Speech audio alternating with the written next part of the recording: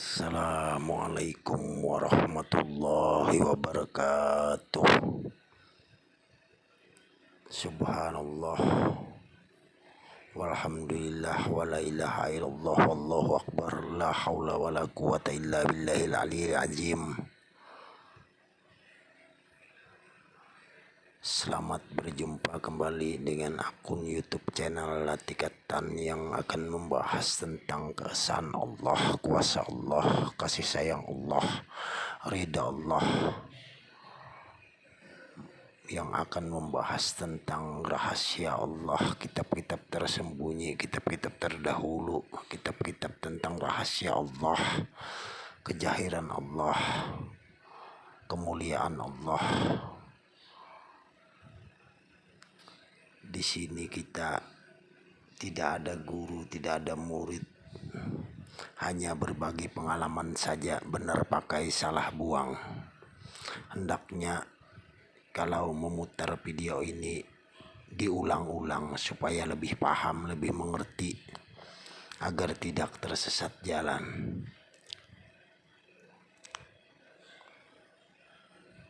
Allah subhanahu wa ta'ala adalah Tuhan yang Maha Esa, baik itu esa pada zatnya, pada sifatnya, maupun pada af'alnya. Esa zatnya maksudnya zat Allah subhanahu wa ta'ala itu bukanlah hasil dari penjumlahan dan pemikiran atau penyatuan satu unsur dengan unsur yang lainnya menjadi satu. Berbeda dengan makhluk. Makhluk diciptakan dari berbagai unsur, seperti wujudnya manusia, ada tulang, ada daging, kulit, dan seterusnya dan sebagainya. Asa sifatnya artinya semua sifat kesempurnaan bagi Allah subhanahu wa ta'ala tidak sama dengan sifat-sifat pada makhluknya.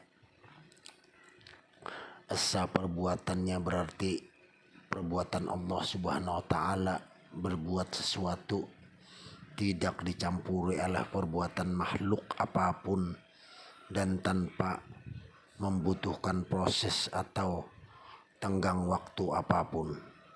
Kun, jadi. Allah subhanahu wa ta'ala berbuat karena kehendaknya sendiri tanpa ada yang menyuruh dan tanpa ada yang mencegah atau melarangnya. Sifat mustahilnya ada, ta'addud artinya berbilang atau lebih dari satu. Allah subhanahu wa ta'ala mustahil, tiada mungkin lebih dari satu. Seandainya lebih dari satu, pasti terjadi saling bersaing dalam menentukan segala sesuatunya. Kalau terjadi demikian, pasti alam semesta tidak akan terwujud. Perhatikan firman Allah subhanahu wa ta'ala berikut ini. Katakanlah Muhammad, dialah Tuhan yang Maha Esa, adalah Allah Tuhan yang bergantung padanya segala sesuatu, tidak beranak dan tidak diperanakan, dan tidak ada seorang pun yang setara dengan dia. Meyakini keesaan Allah subhanahu wa ta'ala merupakan hal yang paling prinsip. Seseorang dianggap muslim atau tidak tergantung pada pengakuan tentang keesaan Allah subhanahu wa ta'ala. Hal ini dapat dibuktikan dengan cara bersaksi terhadap Allah subhanahu wa ta'ala, yaitu dengan membaca syahadat tauhid yang berbunyi, aku bersaksi tiada Tuhan selain Allah, Muhammad Rasulullah. Jika kamu mengenal Tuhanmu, maka kasihilah, sayangilah seluruh makhluk yang ada di alam semesta ini, karena semuanya adalah ciptaannya, karena kasih sayangnya, kecintaannya, karena semuanya pada hakikatnya adalah Allah juga adanya. Kita akan sedikit gambaran tentang Syekh Abdul Qadir Jailani yang menuntut ilmu kepada gurunya. Terus Syekh Abdul Qadir Jailani disuruh pergi ke pasar di Madinah dan dengan membawa satu buah lampu petromak yang terang benderang. Padahal waktu itu tengah hari bolong, di siang bolong, berjalanlah Syekh Abdul Qadir Jailani menyusui pasar. Terus Syekh Abdul Qadir Jailani melihati orang banyak dengan lampu petromak satu persatu, tidak ada terlewatkan. Setelah dengan semua pasar diputari, pulanglah Syekh Abdul Qadir Jailani menemui gurunya. Sudah guru, tadi waktu kamu berkeliling apa yang kamu lihat? Apakah ada kamu melihat manusia? Tidak ada guru, satu pun saya tidak menemukan manusia di pasar itu. Saya soroti wajahnya, tidak nampak ada manusia. Baiklah wahai muridku, kamu sudah tamat. Nah, itulah hakikat yang luar biasa dari Syekh Abdul Qadir Jailani. Hendaklah kita ridho terhadap keputusan Allah, ridho terhadap qada dan qadar dari Allah Subhanahu wa taala. Syekh Abdul Qadir Jailani Qadassu sirruhu mengatakan kepada orang yang menyibukkan diri dengan mengingat Allah dan hanya kepadanya, tidaklah engkau rela atas pemberiannya. Tidakkah engkau rela ketika dia berada bersamamu di sekitarmu? Allah telah berfirman, aku berada di sekitar orang-orang yang mengingatku. Allah juga berfirman, aku berada di samping orang yang patah hati dan hanya bertujuan kepadaku. Wahai anak-anakku, sadarlah bahwa sikapmu untuk selalu mengingatnya dapat mendekatkan hatimu kepadanya. Engkau akan masuk ke rumah kedekatannya dan engkau ke rumah kedekatannya dan engkau akan menjadi seorang tamu baginya. Kamu akan dimuliakan, apalagi kau adalah tamu maharaja segala maha segala maha dari seluruh alam semesta ini. Lalu sampai kapan engkau disibukkan oleh orang-orang yang menguasai harta dan kerajaan? Bukankah sebentar lagi engkau akan berpisah dengan kerajaan dan hartamu? Wahai anakku, hendaklah engkau membuka hatimu dan mencapai ridha Allah Subhanahu wa taala, Allah Azza wa Jalla.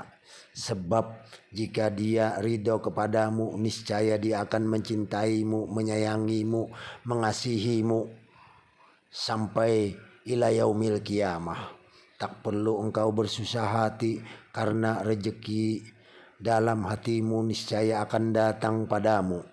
Rezeki dari Allah Azza wa Jalla tanpa engkau harus merasa letih ataupun merasa kesulitan.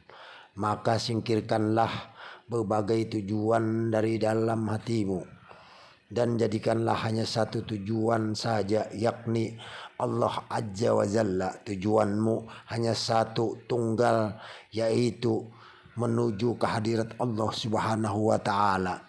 Janganlah pikiranmu, hatimu, batinmu terpecah belah daripada mengingat Allah Subhanahu wa taala. Hendaklah tujuanmu hanya kepada yang esa.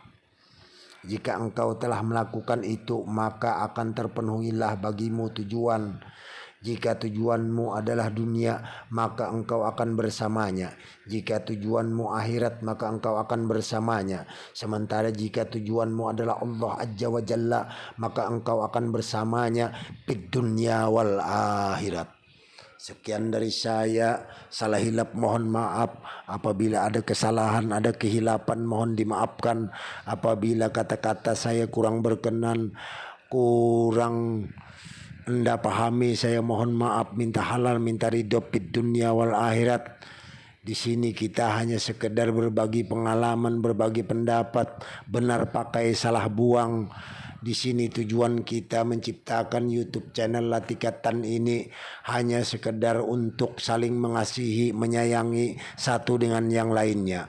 Tujuan saya menciptakan channel YouTube Latikatan ini agar orang saling mencintai, saling ridho meridoi, saling berkasih sayang, bercinta-cintaan, apapun agamanya, apapun rasnya, apapun kepercayaannya, apapun yang dianutnya, apapun yang diimanuinya.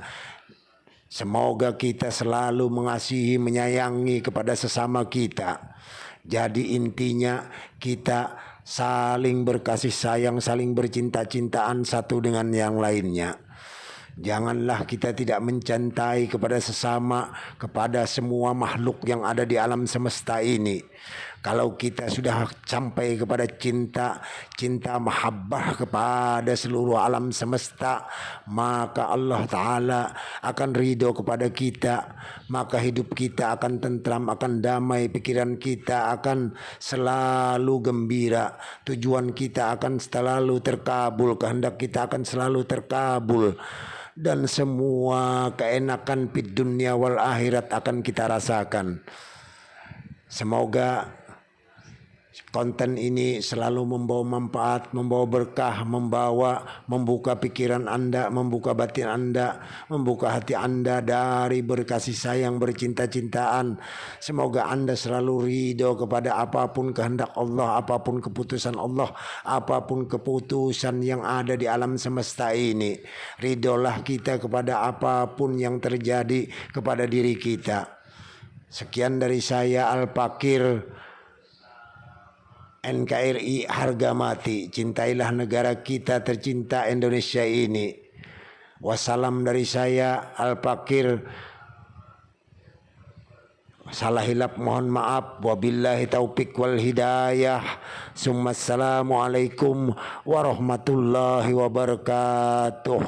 NKRI harga mati, Indonesia harga mati. Wassalam, Al-Fakir.